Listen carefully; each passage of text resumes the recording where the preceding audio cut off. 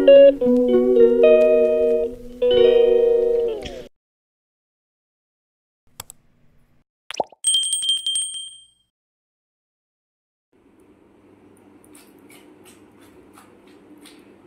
সকাল বন্ধুরা, আশা করি সবাই ভালো আছেন। আমিও ভালো আছি। তো এই যে দেখছেন, আম কেটে নিয়েছি, আম তেল বানাবো। তো আম তেল বানানোর জন্য কাল রাতেই আমটা কেটে নিয়েছি, দিয়ে লবণ দিয়ে মাখিয়ে রেখেছি। এখন রোদ্দুরে, আজকে দিনটা শুধু একটু রোদ্দুরে দেবো, তারপর আমি আচারটা বানিয়ে নেব আম তেলটা।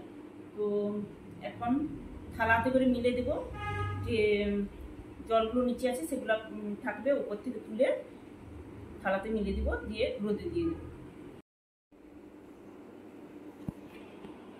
এই যে জলটা বেরিয়েছে, এই জলটা আমি ছিঁকে নিচ্ছি।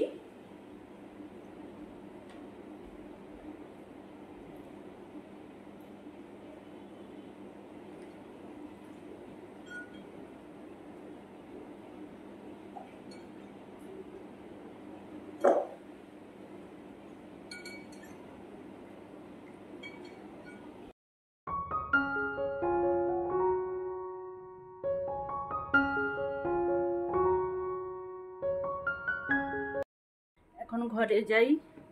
ঠাকুর ঘরের সমস্ত বাসি কাজ আমার হয়ে গেছে, কিন্তু ঘরের কাজগুলো বাকি আছে। আজকে সীমা আসেনি, ওর শরীরটা ভালো নেই, ফোঁড়া হয়েছে, সেই জন্য মনে হয় আসবে না। বলেনি তো, বলেছিল ফোঁড়া হয়েছে, সেই জন্য আসবে না। না আসুক, আমি করে নিই।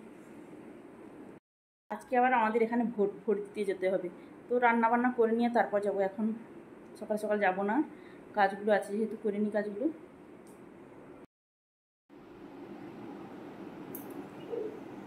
এই রুমের বিছানা গুছিয়ে নিয়েছি, ওই দিকের রুমের মশারিটা গুছিয়ে নিয়েছি। ছেলে ওখানে পড়ছে, মশারি নিয়ে এই রুমে চলে আসলাম, এইখানে গুছিয়ে নিই, দিয়ে তারপর ঘরগুলো ঝাঁট দেবো। তো মোছামুছি আজকে যদি সময় পাই করবো, না হলে করবো না। ভোট দিতে যেতে হবে, ওখানে তো লাইন দিয়ে দাঁড়াতে হবে, তো মোছামুছি করবো না। আর টুকটাক যা আছে করে নিই, দিয়ে স্নানটা করে নিই।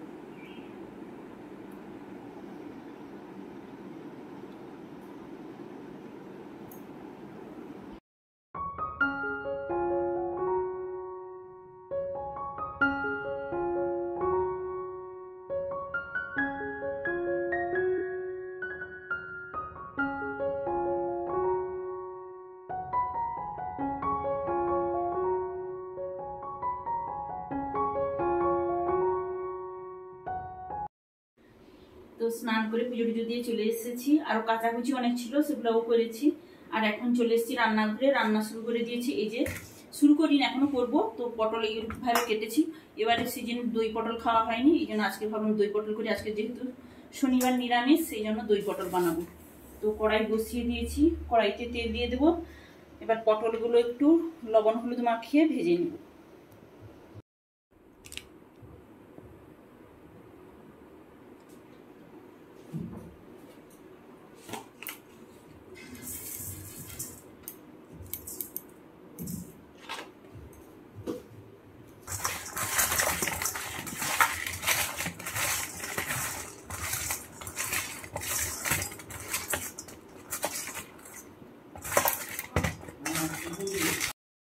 কড়াই তেল গরম হয়ে গেছে, এবার পটলগুলো, সমস্ত পটলগুলো আমি একে একে দিয়ে দিচ্ছি, দিয়ে ভেজে নেব পটলগুলো।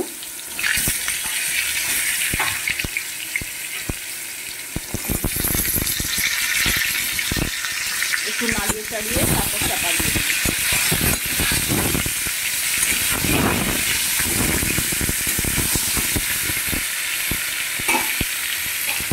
একটু 2-3 মিনিট আমি চাপা দিয়ে দিলাম, আঁচটা মিডিয়াম করে দিচ্ছি। পটলগুলো ভাজা হতে হতে এই বাটিতে একটা পেস্ট আমি বানিয়ে নেব। কি পেস্ট বলুন তো? সমস্ত গুঁড়ো মশলার পেস্ট বানিয়ে নেব। সমস্ত গুঁড়ো মশলা আমি নিয়ে নিয়েছি, ধনের গুঁড়ো, জিরের গুঁড়ো, তারপর লঙ্কার গুঁড়ো আর হলুদ গুঁড়ো। এটা জল দিয়ে একটা পেস্ট আমি বানিয়ে নেব। ভাতটা হয়ে গেছে, আমি ভাতটা ফ্যান গালিয়ে নিই। তো দই পটলের পেস্টটা আরও সুন্দর করার জন্য আমি নিয়ে দেবো বলুন তো, এই যে কাজুগুলো আমি গ্রাইন্ডারে বেটে নেব। কাজুগুলো এইভাবে গুঁড়ো করে নিয়েছি, এর সঙ্গে আমি পরিমাণ মতো টক দই দিয়ে ফেটিয়ে নেব গ্রাইন্ডারে আরেকবার। যে পটলগুলো ভাজা হয়ে গেছে, পটলগুলো তুলে নিই। পটল ভাজা তেলের মধ্যে আমি গোটা গরম মশলা ফোড়ন দিয়ে দিলাম।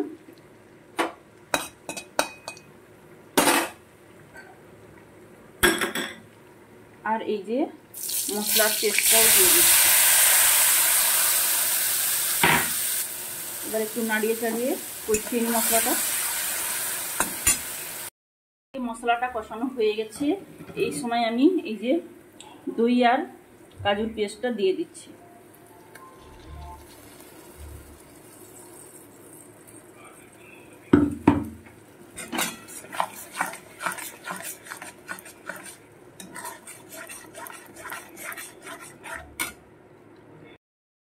মশলার বাটি ধোয়া জলটাও একটু দিয়ে দিলাম, একটু কষিয়ে নিই। মশলা থেকে তেলটা ছেড়ে গেছে, দেখুন মশলা কষানো হয়ে গেছে। এবার আমি ভেজে রাখা পটলগুলো দিয়ে দেব।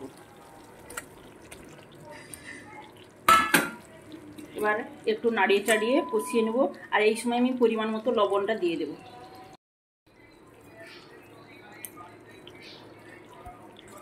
তো নাড়িয়ে চাড়িয়ে আমি কিছুক্ষণ কষিয়ে তারপর জল দিব। নাড়িয়ে চাড়িয়ে ভালো করে কষিয়ে নিয়েছি। এখন আমি পরিমাণ মতো জল দিয়ে দেবো, বেশি জল দেব না, এটা তো গ্রেভি গ্রেভি থাকবে, একদম মাখা মাখা।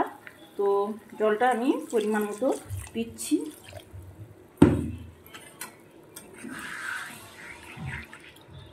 আর একটু জল দেব,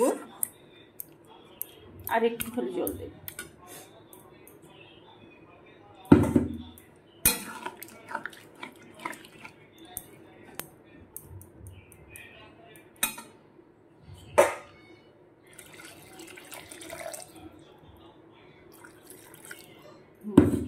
এইভাবে ফুটতে থাকো, আর জল দেবো না, আঁচ বাড়িয়ে দিয়েছি, ফুটতে থাকো। তো ফুটছে, এই সময় আমি দুটো চেরা কাঁচা লঙ্কা দিয়ে দিলাম। আঁচটা একদম মিডিয়াম করে দিয়েছি, ফুটতে থাকুক এইভাবে। এই পটল আমার রান্না কমপ্লিট হয়ে গেছে। এই সময় আমি একটু মিষ্টি দিয়ে দেবো, মিষ্টি মানে চিনি দিয়ে দিচ্ছি, দিয়ে মানে নাড়িয়ে চাড়িয়ে নেব, দিয়ে নামিয়ে নেবো, সার্ভ করে নেব।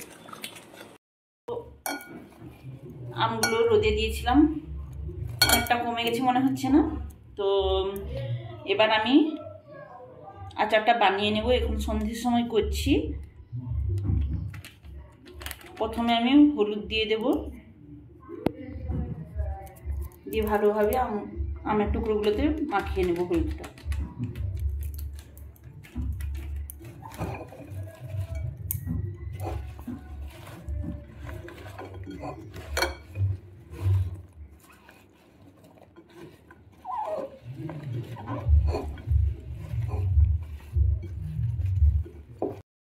তো এখন আমি একটা ভাজা মশলা বানিয়ে নেব। তো আচারটা বানানোর জন্য এখানে আমি 4 চামচ কালো সরিষা নিয়েছি। যেহেতু আমের পরিমাণটা বেশি, সেভাবে মশলাটাও তো আমাকে বেশিভাবে দিতে হবে, সেই জন্য কড়াইটা গরম হতে থাকুক ভালোভাবে। এখানে কালো সরিষা নিয়ে নিয়েছি 4 চামচ মতো। আর এখানে সাদা সরিষা 2 চামচ নিয়েছি, মেথি 2 চামচ নিয়েছি, মৌরি 2 চামচ নিয়েছি, সাদা জিরে 2 চামচ নিয়েছি। আর কি নিয়েছি বলুন তো, কালো জিরে। একটা কাঁচা লঙ্কা নিয়েছি, আর শুকনো লঙ্কা নিয়েছি, দেখাচ্ছি নিয়েছি। তো এই আচারটা আমার রান্নার চ্যানেলে করেছি গত বছর। তো আপনারা দেখতে চাইলে ডিসক্রিপশানে দিয়ে দেবো লিঙ্ক, দেখে নিতে পারেন কিভাবে বানিয়েছি। এই সমস্ত মশলাগুলো আমি শুকনো খোলাতে ভেজে নিচ্ছি। এখন শুকনো খোলায় ভেজে নিয়েছি মশলাগুলো। একটু জাস্ট ঠান্ডা হোক, বেশি ঠান্ডা না, একটু হালকা ঠান্ডা হোক, তারপর আমি গুঁড়ো করে নেব গ্রাইন্ডারে। এদিকে কড়াই বসিয়ে দিয়েছি আর একটা, এর মধ্যে আমি সরষের তেল দিয়ে দিচ্ছি পরিমাণ মতো, গরম করে নেব।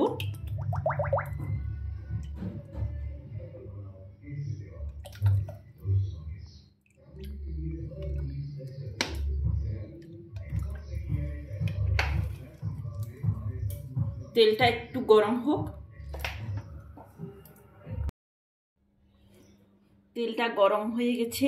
এবার এর মধ্যে আমি কালো জিরে ফোড়ন দিয়ে দিচ্ছি। কালো জিরাটা একটু ভাজা হোক। কালো জিরেটা ভাজা হয়ে গেছে। এবার আমি দিয়ে দিচ্ছি কাঁচা লঙ্কাগুলো, ফাটিয়ে নিয়েছি, কাঁচা লঙ্কাগুলো দিয়ে দিচ্ছি, দিয়ে আঁচটা আমি বন্ধ করে দিচ্ছি।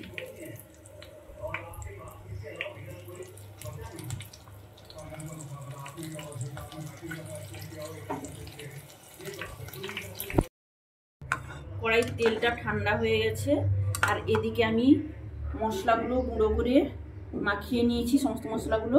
এবার এখানে আমি অল্প তেল দিয়ে মাখিয়ে নেব।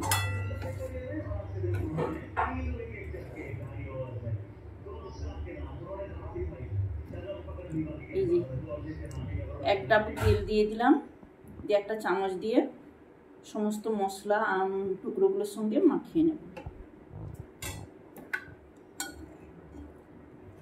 আরও একটু দিতে হবে, আর একটু দেব।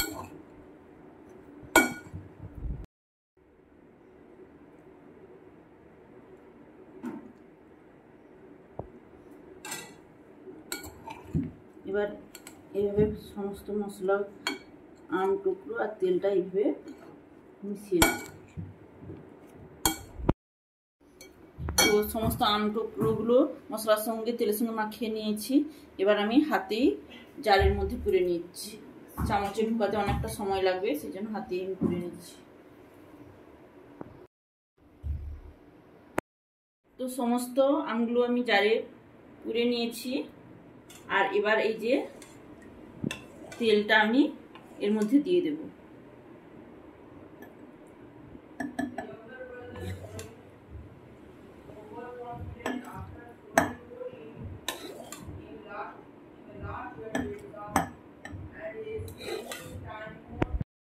তো আমগুলো আরো তেল লাগবে, আমি আর একটু গরম করে নেব।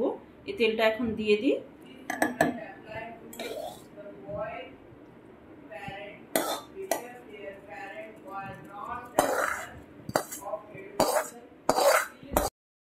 ঠান্ডা করে পুরো মাখা মাখা একদম উপরে উপরে দিয়েছি, বেশি একদম তেল দেইনি। তো এইভাবে বানিয়েছি। তো আপনারা এইভাবে বানিয়ে দেখবেন। আচারটা এইরকমভাবে বানিয়ে 2 বছর অবধি রেখে খাওয়া যাবে। আমি তো খেয়ে দেখেছি, আপনারা এইভাবে বানিয়ে দেখবেন। তো যদি ভালোভাবে দেখতে চান আমার রান্নার চ্যানেলে ডেসক্রিপশানে দিয়ে দেবো লিঙ্ক, তো আপনারা দেখে নেবেন। তো আজকের ব্লগটা এখানেই শেষ করছি। সবাই সুস্থ থাকুন, ভালো থাকুন, গুড নাইট।